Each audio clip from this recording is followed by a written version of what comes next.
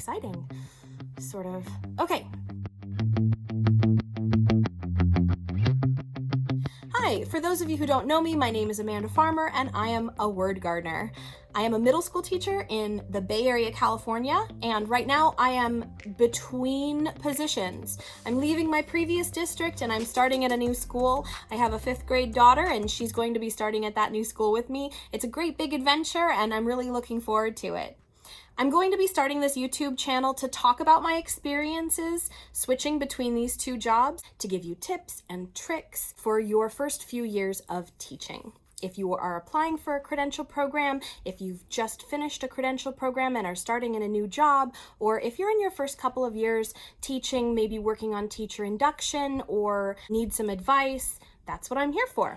So for my first video, I wanted to talk to you a little bit about what we've been doing over the last quarter of the school year, our response to the COVID-19 crisis. There are many words for what we have been working on over the last quarter, probably since about March.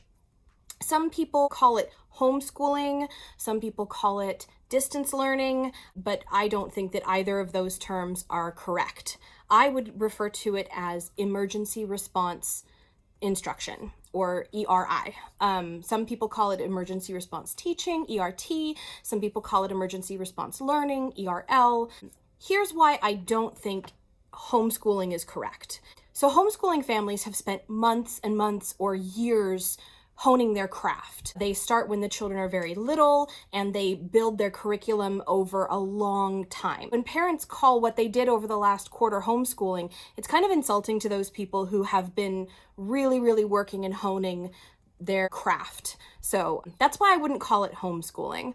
I also wouldn't call it distance learning for pretty much the same reason. There are educators out there that have spent years and years working on how to do online learning, and for a teacher who this is their first foray into online learning, or for a parent to say, oh, we're doing distance learning, is kind of insulting to those people who have made a career out of that. So what is emergency response instruction? Emergency response instruction is a change from in-person, in the classroom instruction to instruction through the internet. So a lot of teachers are not used to this kind of instruction. They've never done this kind of instruction before. A lot of teachers have been working toward this over the course of the year. Maybe they have technology set up so that they're ready for that kind of instruction. Let's talk about technology. Teachers are often using the same technology for emergency response instruction that they were using in the classroom. For example, they may be using Google Suite for education. My home district uses Google Suite, so we're using programs like Google Classroom, Google Meet, Google Docs, Google Slides, Google Forms, other Google products in order to instruct their students. There are other teachers and other districts that are using a lot of other programs, such as Screencastify, where they take a video of what they're doing on their screen. They may be using Zoom for video conferencing with their students. They may be uploading videos to YouTube so that the students can watch at any time of the day or night. They may be using programs for students to be able to interact with one another, like Padlet, like Flipgrid. They may be using curriculum like Khan Academy, like No Red Ink. There's a lot of programs that teachers may be using for emergency response instruction.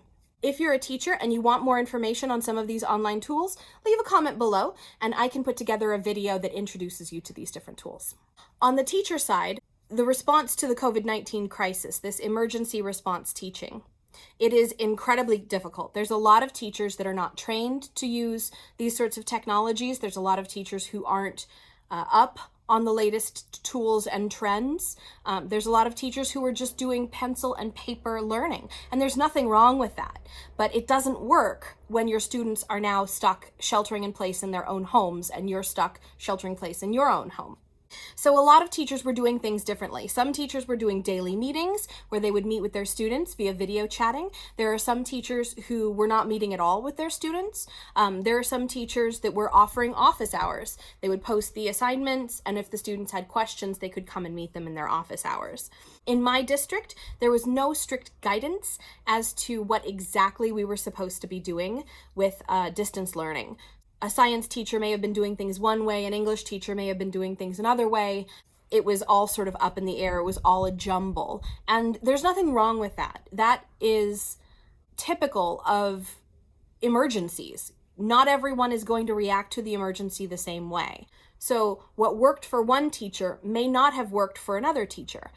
And that's okay. So the district set out guidelines about grading, about how to take attendance, if we were going to take attendance. There were a lot of equity issues involved, so there was a lot of restrictions on what we could and couldn't do.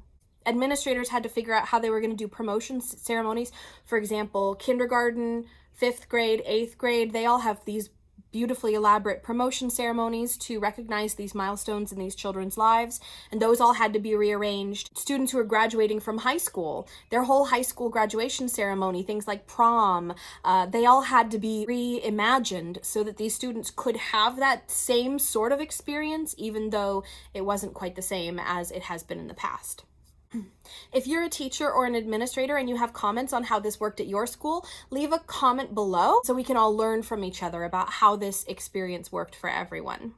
On the student side of emergency response instruction, it was incredibly difficult. Not all students have a safe space at home in which they can study or attend classes. Not all students have grown-up support at home to help them with their work, or to help them troubleshoot their electronics if they couldn't get Zoom to work or if they were having troubles with their internet. Students might not have been familiar with the tools that were used. If a teacher wasn't using Google Classroom in their classroom and then all of a sudden they had to switch to using Google Classroom, the student might be very confused about that. When it comes to the actual learning that the students were doing, they didn't have the individual face-to-face time that teachers use in order to answer questions for students. A lot of teachers and students were communicating via email, but that can be a very delayed process. A lot of teachers were on their email from sort of 9 to 5 or 8 to 4 to answer those student emails when they came in, but if a student had a problem at 6 p.m., not all teachers were there to answer that email. Maybe that's the only time that the student could get to their homework was at 6 p.m. when their parents are home from work. Maybe that's the optimal time for a student to be doing their work. There's a lot of things about students that we don't necessarily know as educators. One of my students may have become a primary caregiver for younger siblings if their parents were essential workers and were out of the house all day. Then they're trapped having to take care of their younger siblings in such a crazy time. So if you were a student and you have comments about how this situation worked for you, leave a comment below, let me know. I'd love to hear what your impressions were on emergency response instruction. So now let's take a look forward. Hopefully this emergency response instruction is temporary, and over the summer, teachers are going to get the training, the professional development, and the technology to make distance learning something that they can start in the fall. Instead of emergency response, they're going to be prepared for socially distanced education in the fall. I don't know what that's going to look like, and there's a lot of conversation about what that's going to look like. Some schools are trying to reopen, but do a hybrid reopening where some of the students will be on campus during some part of the day, some part of the week, and then the other students will be working from home, and then they can switch. Some schools are trying to reopen completely. I have a friend who teaches up in the North Bay, and her school is reopening because they have a lot of open space on their campus. And so the students can learn outside, socially distance, with the teachers there on campus. But for other sites, they might be indoors. They might not have a hallway that's wide enough to allow the students to pass by social distance, keeping that 6 feet. They might not be able to house students in their classrooms safely. So there are other schools that may be starting the fall with 100% distance learning. My new site will be starting the fall 100% distance learning. So that means that I and my colleagues at my new site will have to spend the whole summer preparing for distance learning, 100% distance learning in the fall.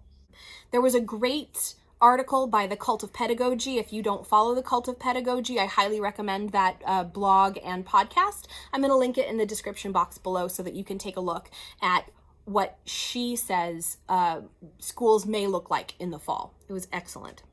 I do know for one thing, if we are going to have students and faculty on campus, we are going to need much smaller class sizes. We're going to need face masks the entire time. We're going to need hand sanitizer. We're going to need to sanitize the classroom before new students can come in. That's going to take a lot of time, a lot of resources, and a lot of money. Schools are looking at really big budget cuts right now, and I just don't see that being a possibility for the fall. The idea that no one knows where we're going to be in August and September is absolutely terrifying for me. I'm a planner. I like to know ahead of time what things are going to look like, what we're going to be doing. That's the worst part of it for me, but we have to take things one day at a time. We have to hone our craft, and we have to practice using these online tools. So my plan for this upcoming school year is to prepare as if we're going to spend the entire year socially distanced learning from home. I'm going to prepare distance learning for the entire year, which means I'm getting my Google Classroom ready. I'm preparing Flipgrid for my students to communicate with one another. I'm going to be looking into Padlet and Pear Deck to try and make these assignments more interesting. I'm using the online curriculum, the online textbook that we use at my new site. So I will be preparing all of that. That's what I recommend for new teachers, for fresh teachers, for experienced teachers. Prepare for distance learning, and then worst case, you can use some of that technology in the classroom if you get your students back. Thanks for watching all the way through to the end of the video. I appreciate it more than I can say. Let me know in the comments below what you'd like me to cover. I have plans to make videos about what to put on your resume, how to write your cover letter, what sort of jobs you should be applying for, what skills you should highlight when you're writing that cover letter and resume that will be useful in today's climate. If you found this video informative, inspirational, or at least entertaining, please hit the thumbs up button below and share with any of your other teacher friends who might find this useful. Make sure that you hit that subscribe button below and you ring the bell so that you can be notified every time I upload new content. Don't forget to tend your garden. I'll catch you in the next video. Okay. I've talked for long enough, I think.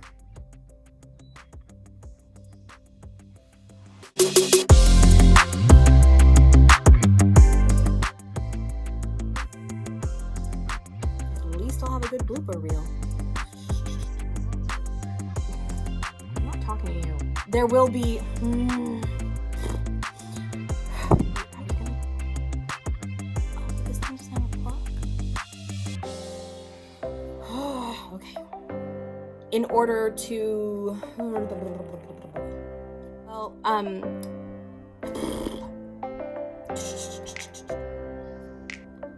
have to scratch my nose. Okay.